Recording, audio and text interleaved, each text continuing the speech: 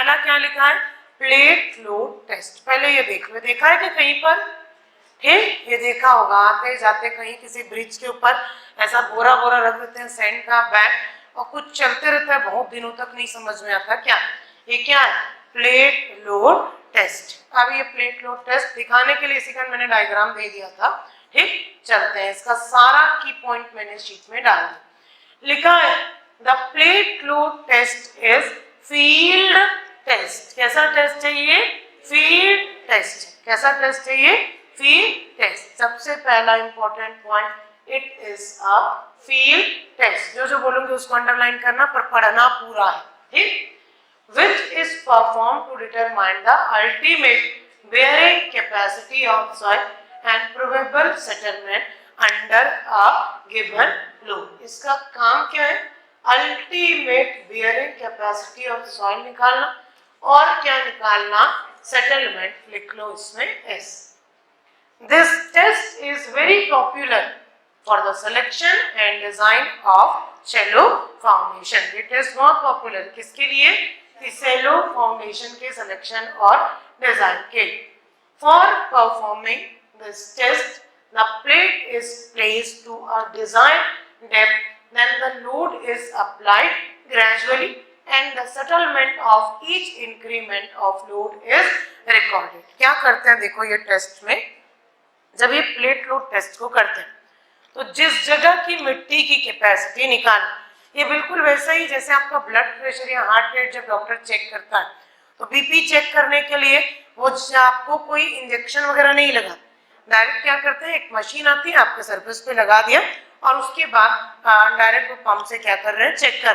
दूसरा स्टेथोस्कोप से आपका हार्ट रेट चेक करते हैं, सर्दी वर्दी हुआ है कि नहीं, ये चेक करते हैं। लंग को अलग से निकाल के देखते हैं नहीं कि सर्दी हुआ है कि नहीं, ठीक। तो मतलब कोई भी चीज जो हम सतही तौर पे कर रहे हैं, that type of test considered as field test।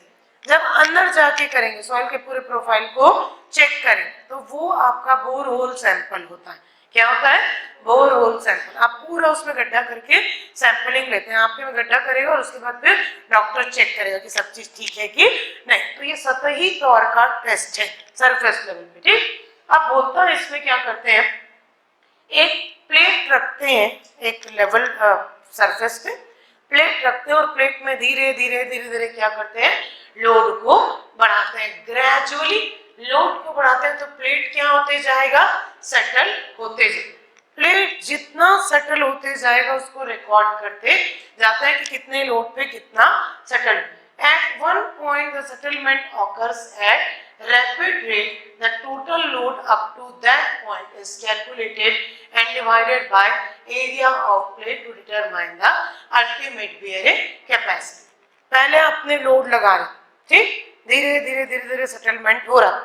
एक टाइम के बाद आपने देखा कि सेटलमेंट बहुत रैपिडली हो रही, तो जिस पॉइंट पे सेटलमेंट ग्रेजुअली की जगह रैपिडली होने लगा, उस पॉइंट के पहले तक जितना लोड आपने लगाया वो लोड डिवाइडेड बाय प्लेट का एरिया आपको क्या दे देगा, अल्टीमेट बेयरिंग कैपेसिटी। मतलब कुछ ऐसा समझो कि एक बीम मेरे को बनाना है कंक्रीट का, आरसीसी का, बट बीम को टेस्ट नहीं किया, मैंने क्या किया, क्यूब टेस्ट किया।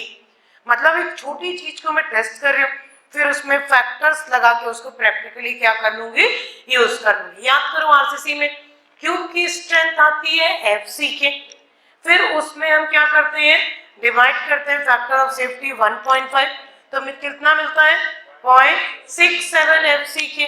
फिर प्रैक्टिकल कंसीडरेशन में फिर डिवाइड करते हैं तो आता है 0.45 एफसी के।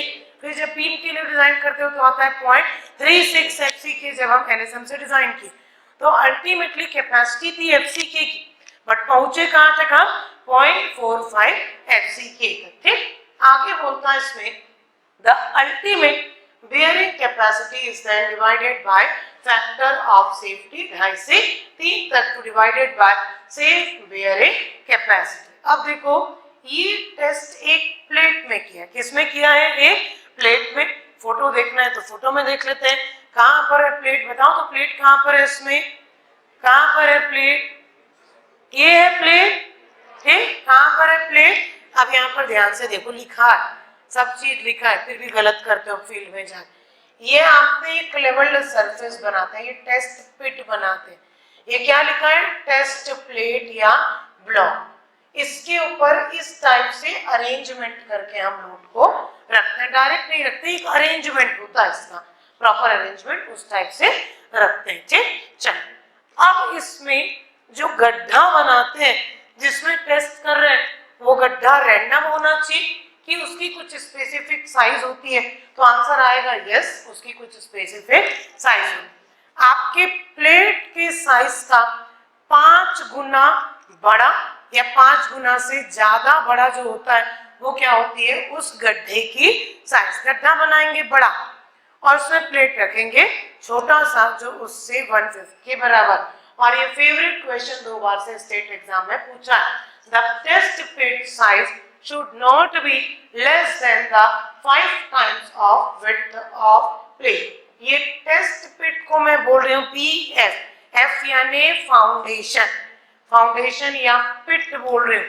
It should not be less than 5 times of plate, BP यानी प्लेट, F और क्या लिखा, फाउंडेशन या पिट भी बोल सकते हैं, क्या बोल सकते हैं, पिट। अभी फाउंडेशन बनाया नहीं, बट एक गड्ढे को जो चेक कर रहे हैं जिससे फाउंडेशन का मेरे को स्ट्रेंथ मिलेगा, तो ये 5 गुना से कम नहीं होना चाहिए। 5 गुना से कम नहीं होना चाहिए, तो इससे ज्यादा होगा, तो इसका लॉजिक क्या है, देखो जब आप एक गड्ढा बनाते हो तो अगर आपने छोटा गड्ढा बना दिया तो उसमें सरचार्ज लोड के कारण स्ट्रेंथ आपको शुरू में ज्यादा मिल जाएगी, कम नहीं, क्या मिल जाएगा, ज्यादा। भाई मैं एक छोटे एरिया में आपको काम करने के लिए बोलूं, ठीक, बोलो कि ये इतना एरिया, यहाँ पर मेरे को एक स्क्वायर बना के दिखाओ, तो फटाफट खींच दोगे।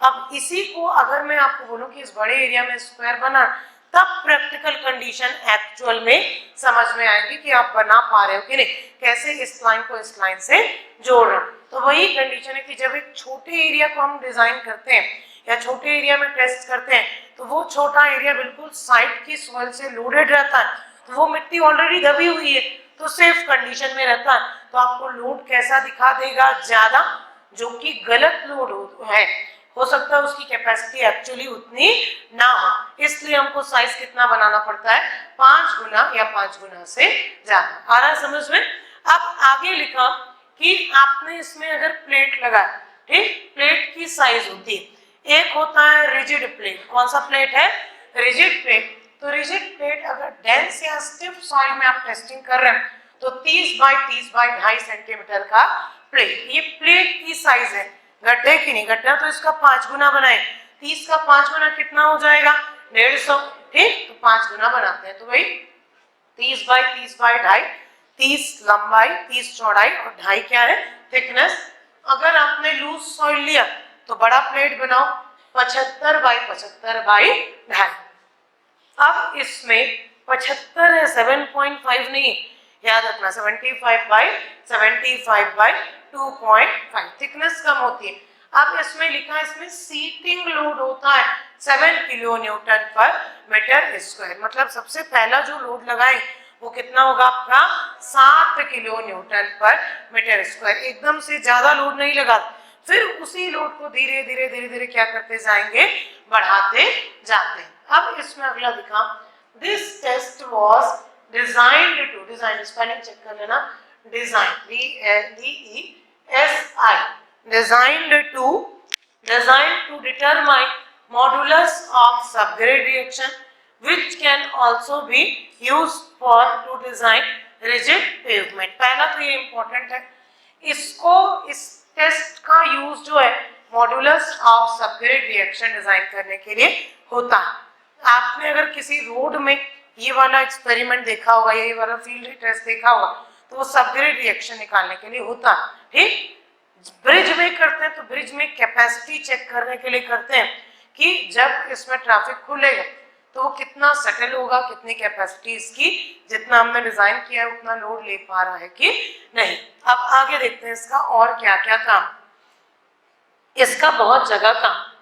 पहला लिखा बियरिंग कैपेसिटी निकालने के लिए, किसके लिए, बेयरिंग कैपेसिटी। सेकंड है सेटलमेंट, तीसरा है शियर स्ट्रेंथ, चौथा है मॉड्यूलस ऑफ सबग्रिड रिएक्शन। ये चार चीजें नाम याद रखना, bearing capacity, settlement, shear strength और मॉड्यूलस ऑफ सबग्रिड रिएक्शन। ठीक, अब कुछ जनरल इक्वेशन है for calculation of bearing capacity of soil. Soil bearing capacity and foundation settlement for clayey soil.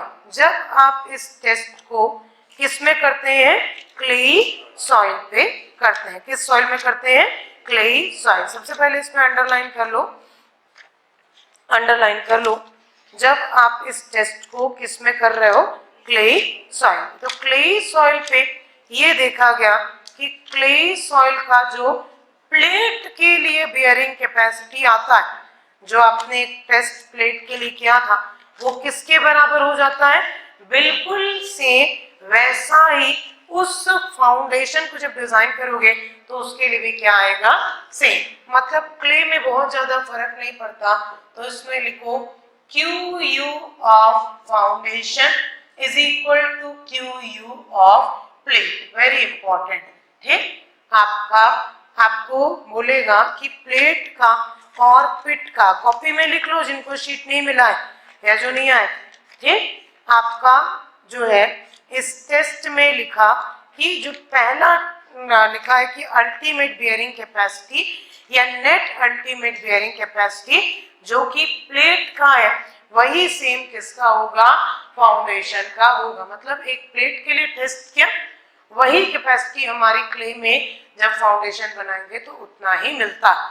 अब ऐसा क्यों, क्योंकि देखो क्ले में होता है कंसोलिडेशन। अगर आपने बात किया, ये टेस्ट कैसा है, बहुत ज्यादा टाइम तो नहीं लेता। ठीक, जितना भी टाइम ले रहा है आप सालों तक इस टेस्ट को तो करते नहीं, बट क्ले में कंसोलिडेशन पूरा लाइफ टाइम चलते रहता है। मतलब क्ले की क्विक स्ट्रेंथ आपको इस टेस्ट से मिल जाती है, लॉन्ग टर्म नहीं मिलता। कौन सा स्ट्रेंथ मिलता है, शॉर्ट टर्म मिलता है। कौन सा स्ट्रेंथ मिलता है, शॉर्ट टर्म। तो लिख लो इसमें एक लाइन करके लिखो, इन clay soil, in clay soil, the strength नहीं, the bearing capacity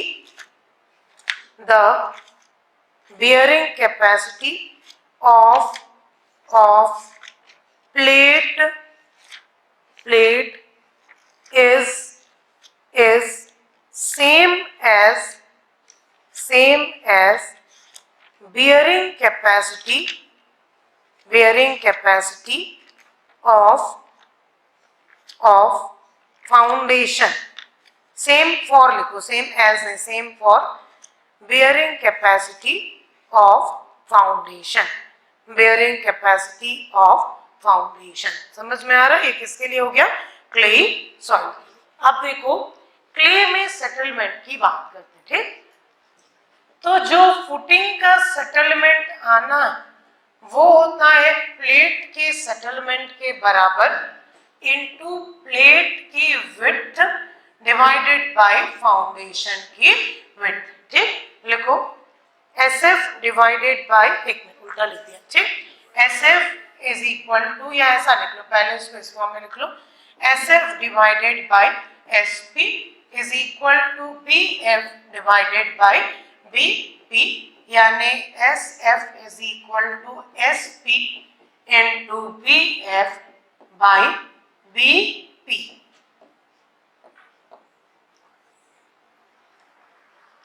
BF by BP। ठीक, ये हो गया क्या इसका फॉर्मूला। ठीक, अब इसका मतलब क्या है, इसका मतलब ये है कि अगर आपको एक क्लेई सॉइल दे और उसमें आप प्लेट लोड टेस्ट करो, तो जो प्लेट का रिजल्ट आएगा अल्टीमेट बियरिंग कैपेसिटी का, वही रिजल्ट किसका आएगा, फुटिंग के, या उसी के लिए फुटिंग को क्या कर देंगे, डिजाइन कर देंगे।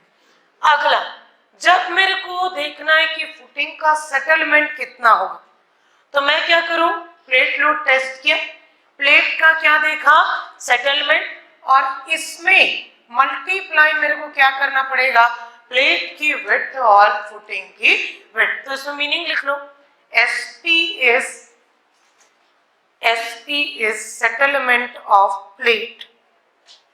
SP is settlement of plate. Settlement of plate. SF को लिखो settlement of footing. SF को लिखो settlement of footing. Settlement of footing. ठीक. BF को लिखो width of footing. Width of footing. BP को लिखो width of plate. BP को लिखो width of plate. ठीक, क्लियर है? और देखो ये जो फॉर्मूले लिखते हैं इस टाइम हमने माना कि फुटिंग और प्लेट दोनों कैसा है, स्क्वायर.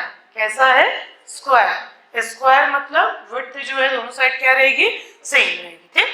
अब ये हो गया क्ले का पार्ट.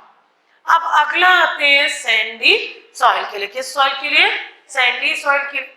जब आप सैंड को टेस्ट करते हो तो इसका जो फुटिंग का बियरिंग कैपेसिटी है वो आता है प्लेट के बियरिंग कैपेसिटी के बराबर नहीं होता, उसमें कुछ मल्टीप्लाई हो जाता है. तो आ गया आपका QUF is equal to QUP into BF divided by BP.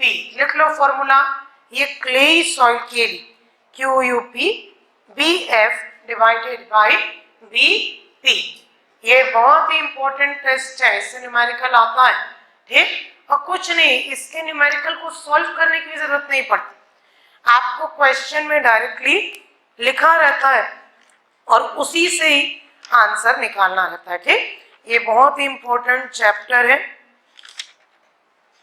Foundation, और इसमें ये बहुत ही इंपॉर्टेंट टॉपिक है प्लेट लोड टेस्ट. में क्वेश्चन ढूंढ रही हूँ, ठीक, जिसमें बियरिंग कैपेसिटी की. हाँ, एक क्वेश्चन सुनते हैं. ठीक, एक क्वेश्चन सुनते हैं, ध्यान से सुनना. ठीक, 2004 का क्वेश्चन है, कहीं शीट में होगा या आएगा. ठीक, सुनना पहले, अभी इतने से अभी आपका बन जाएगा. 2004 का क्वेश्चन है, इसमें बोलता है load test was adopted. ES का क्वेश्चन करवा रही हूँ. ठीक, प्लेट लोड टेस्ट या लोड टेस्ट वाज कंडक्टेड. ठीक, एक स्क्वायर प्लेट है जिसकी साइज है 60 centimetre by 60 centimetre. Clay deposit में किया. किसमें किया, क्ले डिपॉजिट. क्ले में वैसे छोटा प्लेट लेते हैं 30 बाई 30 बाई 2.5 का. ये क्वेश्चन है, थ्योरेटिकल क्वेश्चन, तो कुछ भी साइज ले सकता है. आगे बोला कि इसकी अल्टीमेट बियरिंग कैपेसिटी है 60 किलो न्यूटन पर मीटर स्क्वायर. कितना बोला, 60 किलो न्यूटन पर मीटर स्क्वायर.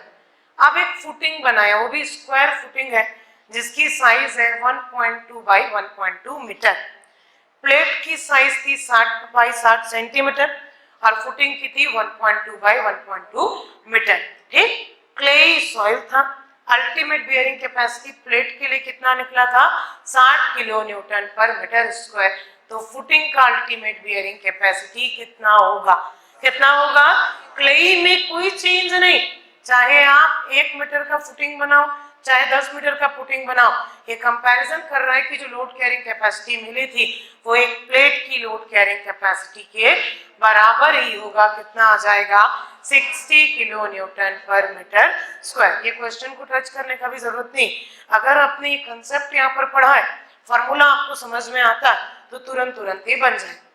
मान लो इसी को सैंडी सॉइल दे देता. क्या देता, सैंडी सॉइल.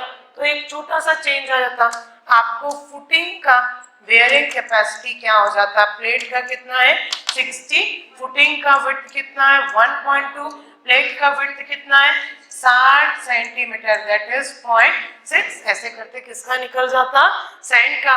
तो एक्चुअल में ये 2004 में सैंड का पूछा था. ऐसा ही एक क्वेश्चन क्ले के लिए पहले पूछ चुका है. दोनों वैरायटी ऑफ क्वेश्चन आपको बता दिया. बोलने का मतलब ये है कि आपको याद रखना है, क्ले में सिमिलर बिहेवियर देता है, सैंड में बिहेवियर थोड़ा सा साइज इफेक्ट के कारण चेंज रहेगा. किसके कारण चेंज रहेगा, साइज इफेक्ट के कारण. ठीक, आगे चलते हैं. अब सैंड में सेटलमेंट का फॉर्मूला लिखो, ठीक। SF divided by SP, SF divided by SP, और भी क्वेश्चंस आगे करेंगे।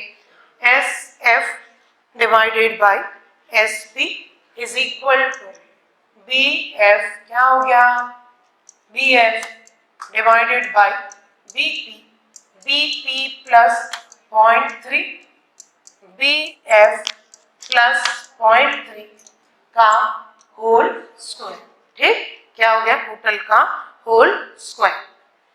अगर आपने जो विड्थ के डेटा है, चाहे फुटिंग का है चाहे प्लेट का, मीटर में लिया, तब यहां पर क्या लिखोगे 0.3।